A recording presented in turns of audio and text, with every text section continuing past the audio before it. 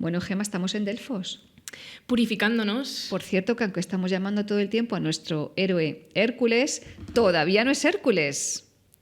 No es Heracles, efectivamente. No lo hemos dicho al principio, pero... Se le nombra simplemente por el patronímico de Alcida, por su abuelo. Entonces, el nombre se lo va a imponer ahora la Pitia de Delfos. Claro, para honrar, porque se supone que los trabajos que tiene que hacer para precisamente purificar esa mancha del asesinato que ha cometido van a ir en la gloria de Hera, ¿no? Van a ir dedicados a Hera. Se dice que el nombre de Alcides, también patronómico, tiene algo que ver con la palabra para fuerza física en griego, ¿no? Espera que no entiendo mi letra, el alge. No sé si es una etimología falsa pero bueno. Nos encantan las etimologías, sean verdaderas o falsas. El caso es que cuadra muy bien. Así que es cierto que aunque nosotras nos hemos estado refiriendo constantemente a Hércules como Hércules desde el minuto 1 en el que nace, toda esta época, todo este anterior programa, él era Alcides, y que precisamente es en este momento de la purificación en Delfos en el que la Pitia le impone este nombre. Y además le impone la realización de 10 o 12, ahora lo vemos, según las fuentes, 12 azloi, 12 trabajos. Azloi tiene que ver con atletismo, sí, ¿verdad? Esas pruebas con las que, bueno, pues mostrará que merece esa purificación y que, lo vamos a ir viendo, le van a acercar cada vez más a la inmortalidad. Los trabajos primero los va a desarrollar pues en su entorno, en el Peloponeso, pero luego vamos a ir viendo cómo los horizontes geográficos se van ampliando y bueno, llegará hasta donde casi nadie es capaz de llegar, pero bueno, de momento vamos con el primero de los trabajos, que tiene que ver con un león.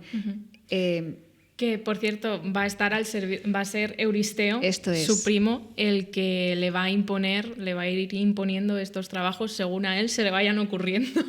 Sí, la verdad es que resulta bastante humillante, ¿no? Sí. Porque Hércules, que tenía que haber sido el rey de Argos, ha de someterse a las órdenes de este primo, que además ya decíamos en el programa anterior, pues que no se caracteriza por ser un rey ni justo, ni bueno, pues ni siquiera exhibe un cierto poder, es casi un pelele en las manos de Hera. Y vamos a ver también cómo a veces se acobarda de una manera realmente indigna. Pero en fin, no tiene otro remedio, así se lo ha impuesto la Pitia, lo que te diga tu primo, ¿no? Y pues nada, lo primero que le manda Euristeo es matar a un león, que no es el león del Citerón, sino un león monstruoso, porque ahora además, sí que sí. Claro, no es un león cualquiera, ¿no? No, es el primo de la Esfinge, el hermano de la Esfinge. El hermano de la Esfinge, por favor. Menos mal que me voy a meter con Hércules y su inteligencia. Menos mal. No. Has tardado mucho. Es un chascarrillo, que menos mal que el león de Nemea no hacía adivinanzas como la Esfinge, porque si no hubiese sido capaz de vencerlo, ¿no? Pero no, ya hemos dicho, y lo vamos a ver a lo largo de este programa y del siguiente, que Hércules en estos trabajos va a mostrar que es muy ingenioso.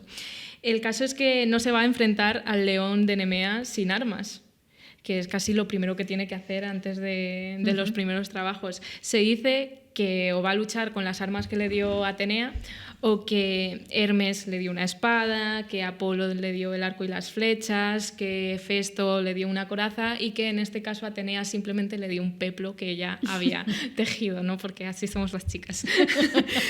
Pero da igual, porque ya dijimos también en el programa de Teseo que el arma favorita de Hércules es su maza, que es precisamente la que confecciona con el león de Nemea para acabar con él. El ropalón o as de bastos, que digo yo, ¿no? Para entender cómo es esta arma.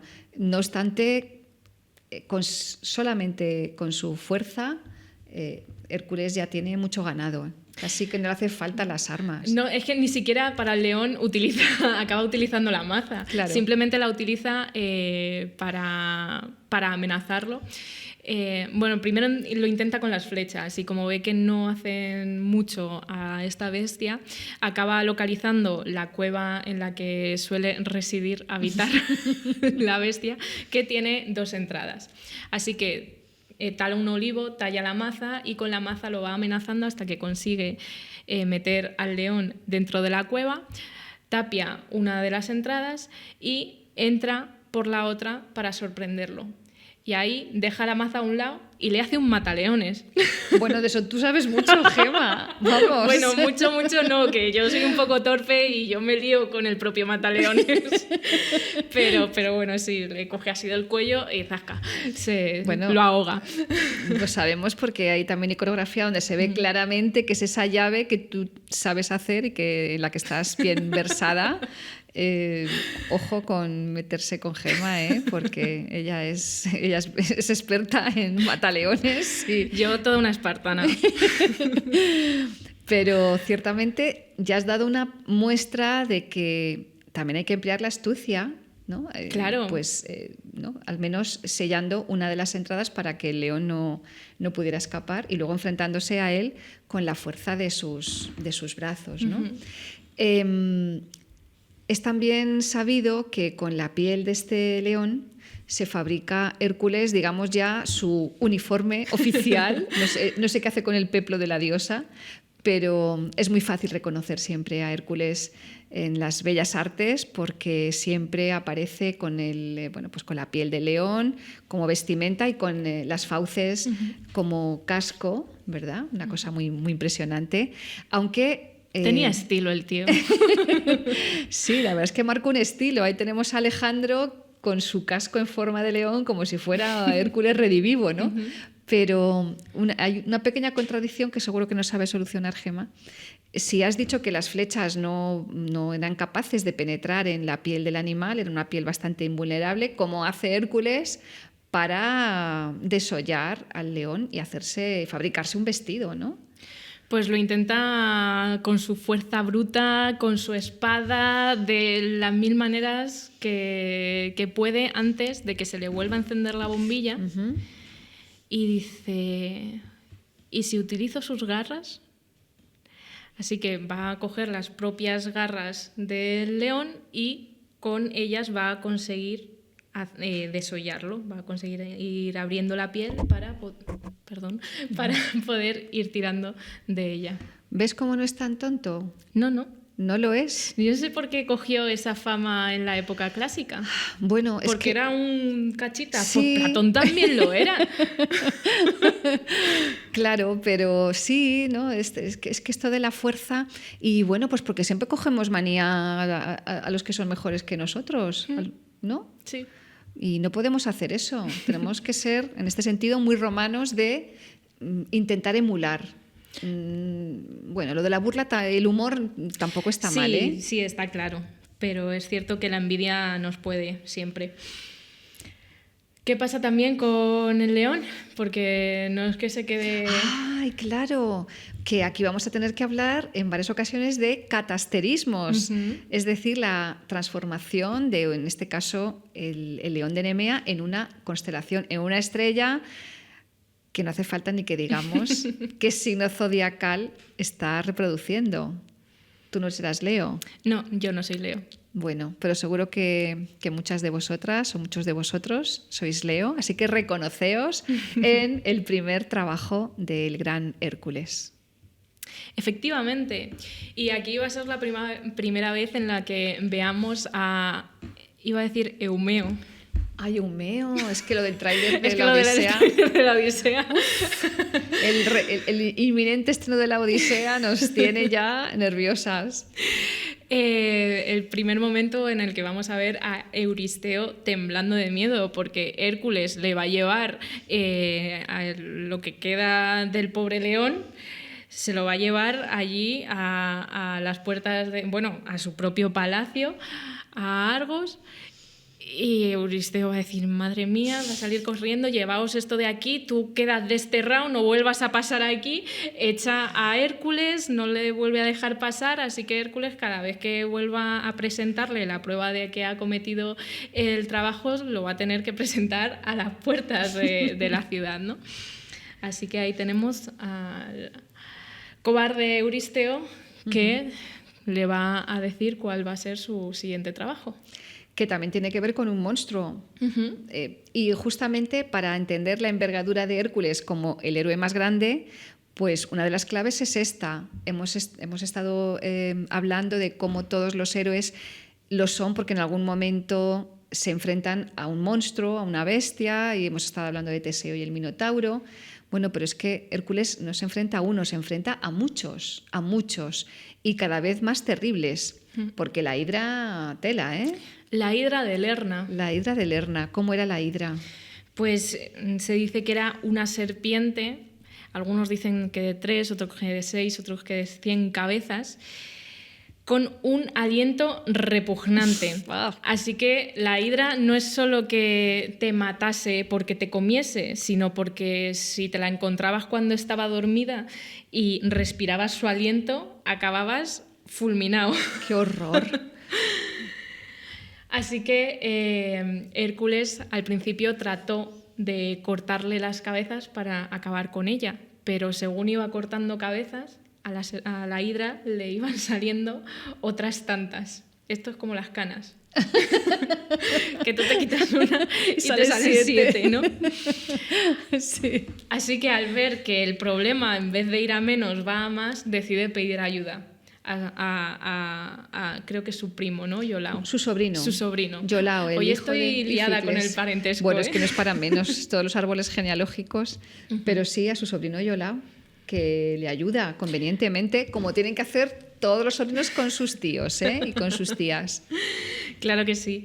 Hércules le va a pedir que mientras él entretiene a la hidra, Iolao prenda fuego al bosque que hay cerca de donde se encuentran. De manera que con el fuego que consiguen prender van a ir cerrando las heridas que le causan a la hidra para que ésta no pueda regenerarse.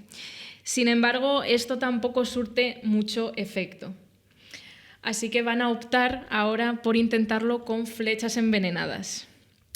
Van a ir debilitando a la hidra hasta que se den cuenta de que lo que tienen que hacer es acabar con la cabeza inmortal, que hagan lo que hagan, no van a acabar con ella. Así que Hércules la va a hacer cenar, a un riesgo de que salgan otras muchas, va a cavar un hoyo y la va a enterrar. Y ahí se va a quedar ya la hidra, que no va a poder hacer nada porque le falta la cabeza principal. Por cierto, y hablando de catasterismos, aquí se produce otro, no es propiamente del monstruo, sino de un cangrejo. ¿De un cangrejo? ¿Qué tiene que ver aquí un cangrejo? Pues es que Hera se está dando cuenta de que Hércules va a volver a resultar vencedor contra todo pronóstico. Entonces, a la desesperada, envía un enorme cangrejo, un cangrejo gigantesco, para que pique a Hércules, pero... Bueno, muy gigantesco tampoco tenía que ser. Bueno, yo no me imagino un cangrejo de estos de una paella, yo me imagino, no sé, un cangrejo, ¿no? Sí, pues... ¿Cómo te lo imaginas tú, Gemma? Un cangrejo monstruoso tiene que ser un cangrejo enorme. No, porque si no, no puede suceder esto. Claro, es que Hércules lo va a matar de un pisotón. Bueno, porque pues... el cangrejo le va a morder el talón y va a decir, ¡coño! Y lo va a matar de un pisotón. Entonces, vale que el tío midiese 215 centímetros y que probablemente tuviese un 50 de pie, pero joder... Pues yo que sé, un tamaño nécora o algo, ¿cómo? Pues una nécora tampoco es muy monstruosa. Para mí todos estos bichos son monstruosos. ¿Qué quieres que te diga, Gemma? A mí me resulta muy monstruoso. Bueno, en cualquier caso... No estaba muy creativa ese día, era. En cualquier caso tenemos un nuevo signo zodiacal. Será cáncer en latín, cáncer, el cangrejo, que efectivamente también muere el pobre animal en acto de servicio. Hércules casi ni se inmuta. Y de nuevo tenemos pues, un momento, quizás no tanto de astucia, pero sí bueno, de esa humildad para pedir una ayuda, ¿no? Y de constancia. Esto es, ¿no? Y venga, hasta que no... Bueno, de las canas creo que no tiene tan fácil solución, pero en fin, vayamos al tercer trabajo, Gemma. Sí. Esta no es que hay muchas hojas hoy aquí. Una cierva, esta es más amigable, ¿no? La cierva de Cerinía. Sí. Una cierva que describen como, bueno, pues un animal muy hermoso, con unos cuernos de oro, que esto es una cosa que no me cuadra porque creo que las ciervas no tienen cuernos. Bueno, a lo mejor se dice cierva de manera como si fuera un epiceno, ¿no? O no sabemos si es macho o hembra, pero en fin, con unos cuernos de oro y unas pezuñas también de oro, que, bueno, pues que forma parte de ese tesoro natural de la diosa Artemis, de Diana Cazadora. Y se trata, bueno, no de matarla, pero sí de capturarla. Y Hércules se lo tuvo que trabajar mucho, porque la cierva corría y corría y corría. Y no podía matarla, pero en un momento determinado pues tuvo que acudir a una de sus flechas para poder detener su carrera y poder llevársela ante Euristeo, aunque en el camino la diosa Artemis se queja. Claro, Artemis va a aparecer y le va a acusar de que está cometiendo un sacrilegio, porque es un ciervo sagrado, lo que está dando caza y que no le puede dar muerte aunque tenga pensado hacer luego un rito en su favor, ¿no? Y Hércules entonces dice, ya bueno, pero es que yo esto no lo estoy haciendo porque yo quiera. Aquí las culpas echárselas a mi primo, que es el que me ha mandado a hacer esto. Así que a Artemis no le va a quedar otra que aceptar que Hércules está obedeciendo órdenes no solo de Euristeo, sino también de la Pitia, y encima a favor de Hera. Y no quiero liar la cosa, Gema, pero es que en torno a los 12 trabajos se acumulan también otros, no sé si llamarlos menores o... Las misiones secundarias de todo videojuego.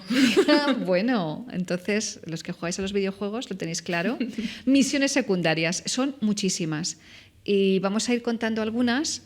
Por ejemplo, en torno a la caza de la cierva de Cerinía, Hércules va a asistir a un hecho pues muy luctuoso y que tiene como protagonista a un viejo conocido, Gema. ¿A quién? Al centauro Quirón. Anda. En un momento determinado se produce una lucha entre los centauros, que ya hemos visto que algunos son muy salvajes y muy brutos, y otros son sabios, como Quirón, como Folo, y bueno, pues van a resultar heridos accidentalmente por el propio Hércules, el centauro Quirón. Claro, son unas heridas incurables, porque los centauros son inmortales.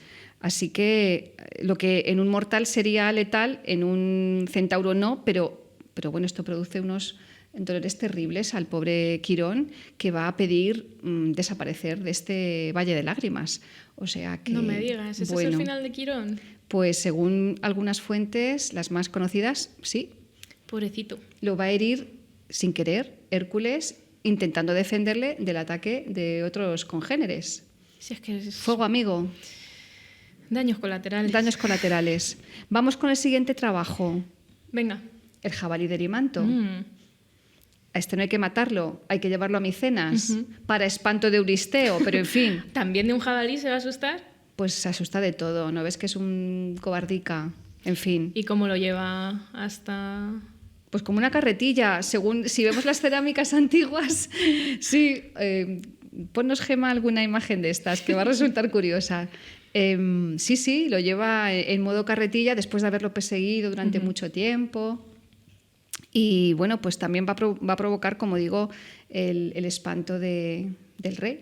Sí, pero esta vez no le va a pasar lo mismo que con la cierva, que no va a estar corriendo detrás de ella porque no pueda alcanzarla, sino que esta vez va a ser él el que haga correr al jabalí.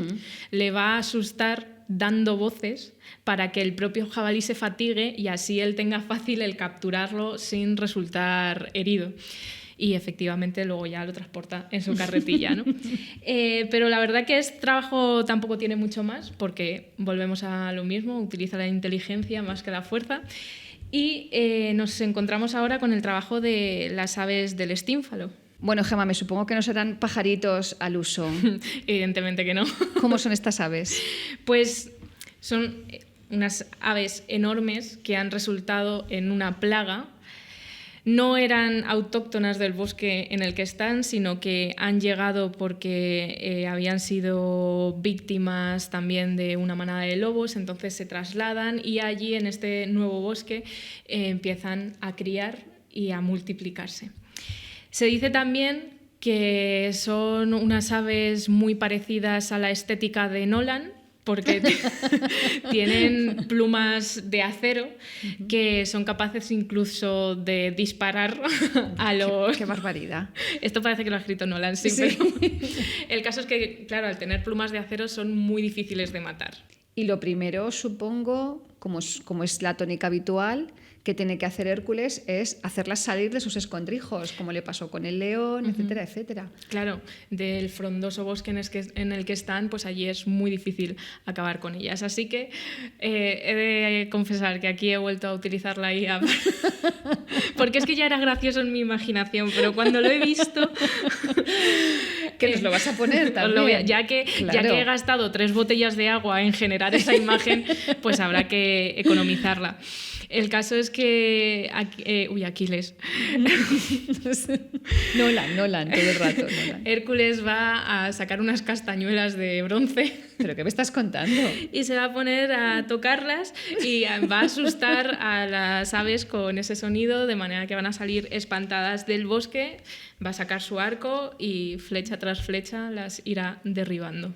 Me acabas de dar una idea para las palomas que se me ponen encima de mi terraza en un voladizo y que me tienen la terraza perdida. Vaya.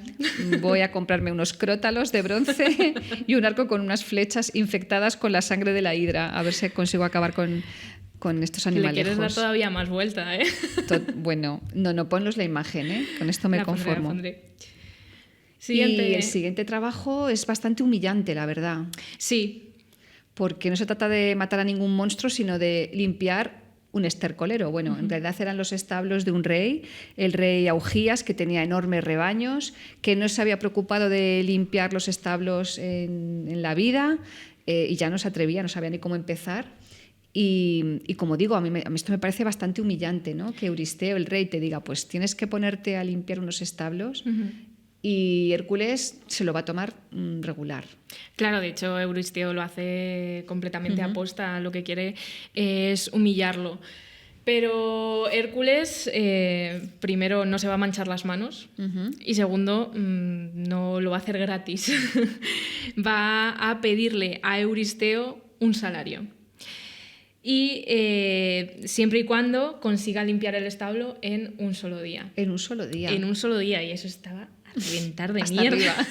Claro, esto también generaba un problema en el sentido de que todo ese estiércol se debería de haber estado usando para las tierras, para que estas, se me ha ido la palabra, se abonaran. Estuviesen bien abonadas. Entonces, en toda aquella zona había un problema de tierras estériles que no daban fruto.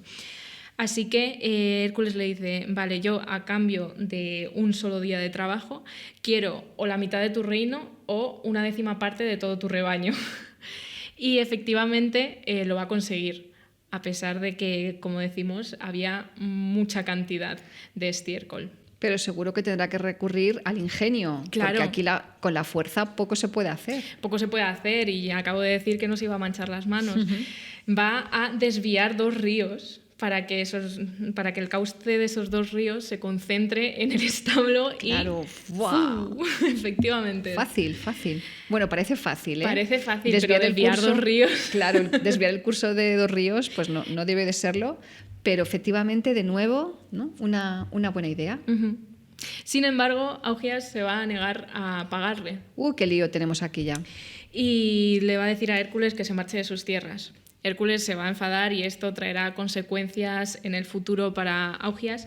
Pero además Hércules va a tener otro problema y es que cuando vaya a decirle a Euristeo que ha terminado este trabajo, Euristeo le va a decir que este trabajo no ha sido para él porque se ha enterado de que le ha pedido un salario a otra persona.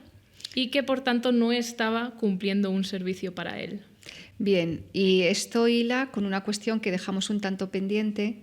Decíamos que Hércules tuvo que desempeñar 10 o 12 trabajos, según se mire, porque junto a este asunto, ¿no?, del trabajo remunerado que no cuenta como Hazloi, está también el de la hidra, el segundo trabajo, porque en realidad Hércules fue asistido por otra persona, por su sobrino Iolao.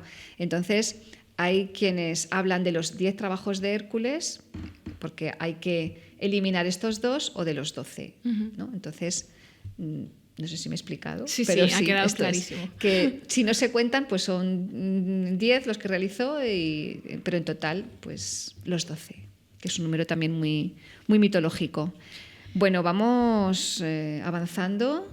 Y dejándolo aquí. ¿En serio? Sí, sí. ¿No vamos a completar los trabajos? Pues hombre, podríamos hacer un programa de 1 hora y media, pero me parece excesivo. No. Creo que ya que hemos llegado al 6º trabajo, que como hemos dicho son los que ocurren en la zona del Peloponeso, vamos a descansar para coger fuerzas, porque ahora empieza un largo viaje en el que vamos a realizar los otros 6 trabajos y vamos a dedicar el próximo programa a ello. Pues muchísimas gracias, Gemma. Gracias a ti siempre, Val. Hasta el próximo día.